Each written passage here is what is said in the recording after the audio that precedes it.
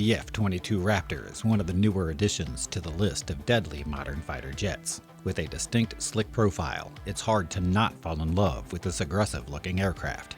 In this video, we delve into the short history of the F-22 and uncover some of the utterly insane technology that powers it.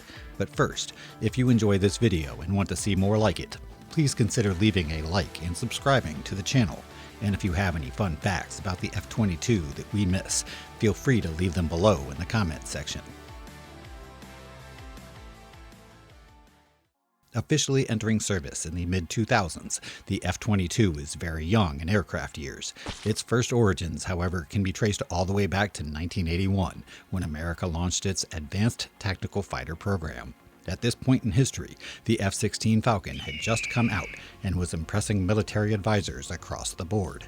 This begs the question, why did the Air Force launch a program to develop another fighter craft when the F-16 itself was still brand new? The answer, of course, comes back to the Soviet Union.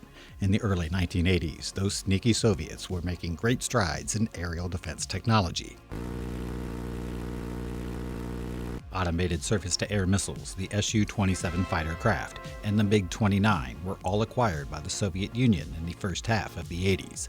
In short, the arms race didn't just apply to nuclear weapons, it applied to all military equipment. Thus, America did what it does best and launched itself into a panic and immediately set out to create a fighter jet that was even better than the F-16. The idea for the new fighter craft was that it would take a huge leap in survivability and mission diversity by incorporating new composite materials, more powerful propulsion systems, and newer stealth technology to counter Soviet defenses. Contractors were pinned against each other, again, to develop cutting-edge prototypes, but this time with a twist. Lockheed actually teamed up with Boeing and General Dynamics to compete against Northrop, who had teamed up with McDonnell Douglas. These two teams spent about 4 years pushing the limits of aerospace engineering and used methods like computational fluid dynamics and radar cross-section calculations to develop the ultimate stealth fighter of the future. These efforts resulted in Lockheed's YF-22 and Northrop's YF-23 prototypes. With so many new features crammed into these prototypes, they were significantly more heavy than their original designs, causing both teams to also have to beef up their engine thrust requirements. The YF-22 and YF-23 would face off in the early 90s, and both prototypes exceeded their performance expectations. While the YF-23 was faster and more stealthy, the YF-22 was proven to be more maneuverable with its thrust-vectoring nozzles. Additionally, it was found that the YF-22 had been subjected to far more test flights, making it a much less risky option. Thus, the YF-22 was selected to undergo full-scale development in August of 1991. The same year the Soviet Union collapsed. In our top story, Soviet President Mikhail Gorbachev has been removed from power. The very first F-22 was unveiled in April of 1997 and was officially named the Raptor. Due to the fact that 1997 is a bigger number than 1991, the Soviet Union had already collapsed by the time the Raptor was finished. Since the Raptor was initially conceptualized as a response to the Soviets, the urgency for its development was greatly reduced during the 1990s. Budget cuts were made, and the development process for the Raptor was slowed to a snail's pace. The final development cycle took a full 16 years. Even still, the final version of the F-22 was described as being nothing short of unprecedented with its new technology. The Raptor was so advanced that its systems ran on over 1.7 million lines of code that required the processing power of multiple supercomputers. A fun fact: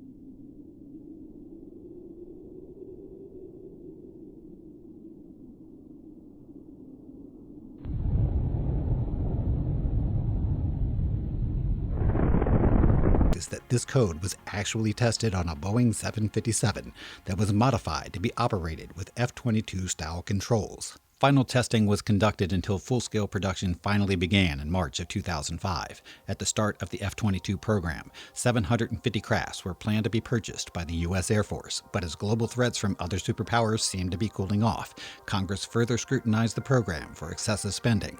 By the mid-2000s, it was decided that only 187 F-22s would be purchased by the Air Force.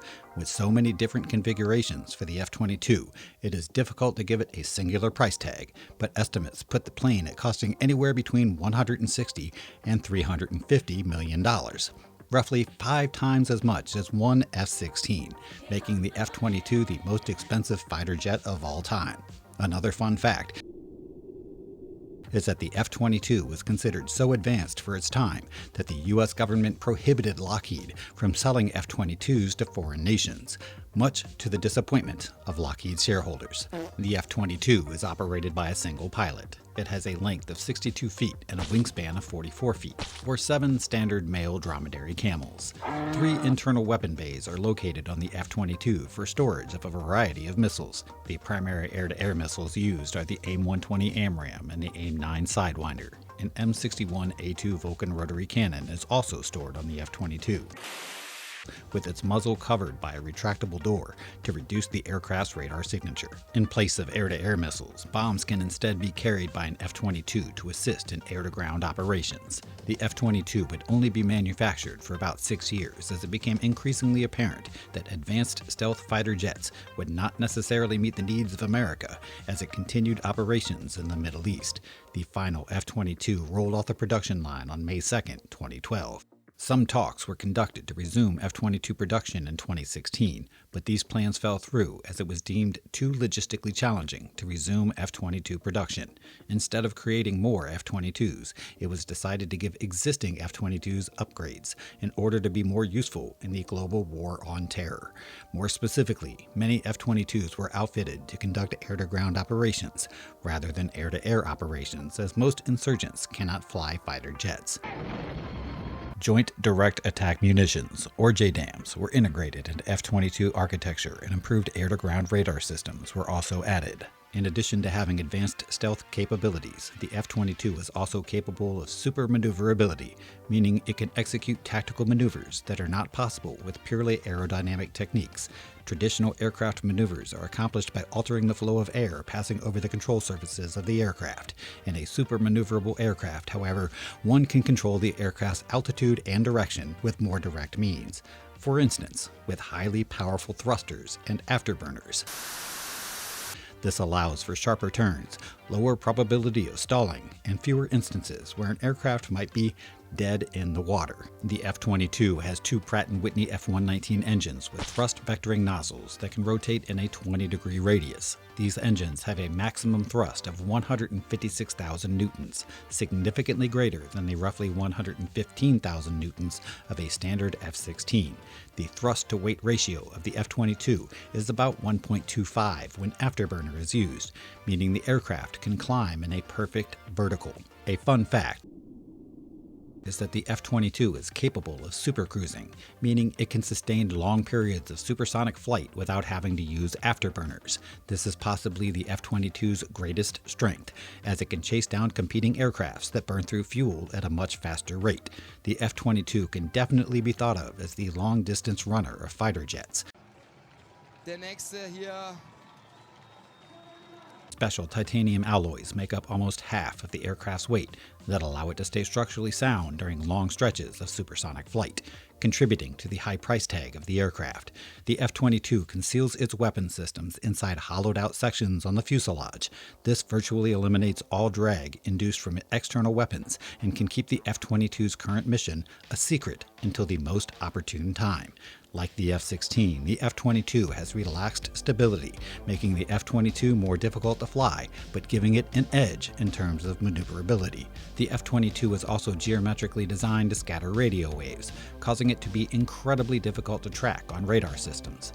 In fact, everything about the F-22, including the specialized helmet used by pilots, is specifically designed to not reflect radio waves of any kind. Even the thrust nozzles are designed to mix the exhaust plume with ambient air in order to reduce thermal signatures. In 2009, Lockheed Martin released information that implied the F-22 is about as difficult to detect on radar as a single steel marble. Even still, improvements continue to be made on the F-22's stealth capabilities. As recently as 2021, the F-22 was seen using an experimental chrome surface coating to reduce detectability by infrared systems. It's clear that the F-22 is jam-packed with state-of-the-art technology that gives it an edge against other fighter crafts. and its performance record can attest to the same fact. When the F-22 first ran mock battle scenarios against F-15s and F-16s, it was able to stack an incredible kill ratio of 108 to 0, proving its air combat capabilities were unmatched. The F-22 also performed so well in precision airstrike exercises that some say it led to the F-117 Nighthawk being retired from service. However, the F-22's introduction was not entirely perfect. Early in its service, F-22 pilots reported symptoms of oxygen deprivation due to errors in the oxygen dispersal system. Unfortunately, these issues were so severe that Captain Jeff Haney died during a training mission in 2010, when his F-22's oxygen system entirely shut down. This incident led to all F-22s being grounded for 4 months until the issue was resolved.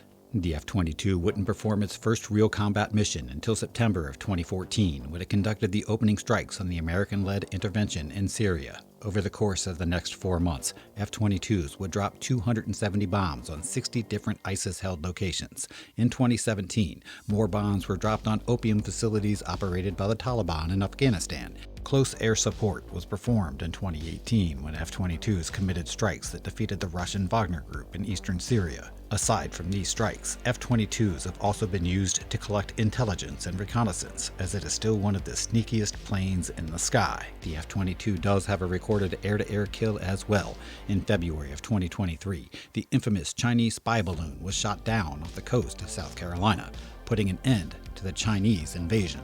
Soon after, around Alaska, an F-22 shot down an unidentified high-altitude object.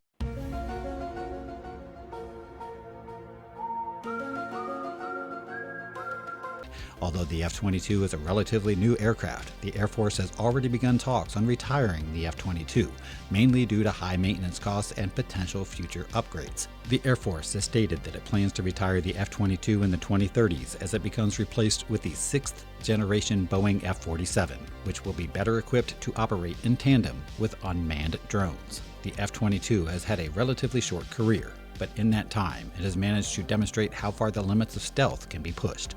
The F-22 has also demonstrated that stealth does not necessarily have to come at the cost of power, setting a great example for the future development of stealth fighters. What do you think of the F-22? Has it been underutilized in its 20 years of service? And what improvements could be made in the next generation of stealth fighters? No matter what happens, if the F-47 is a direct improvement over the F-22, we can only imagine what the future of fighter jets will look like.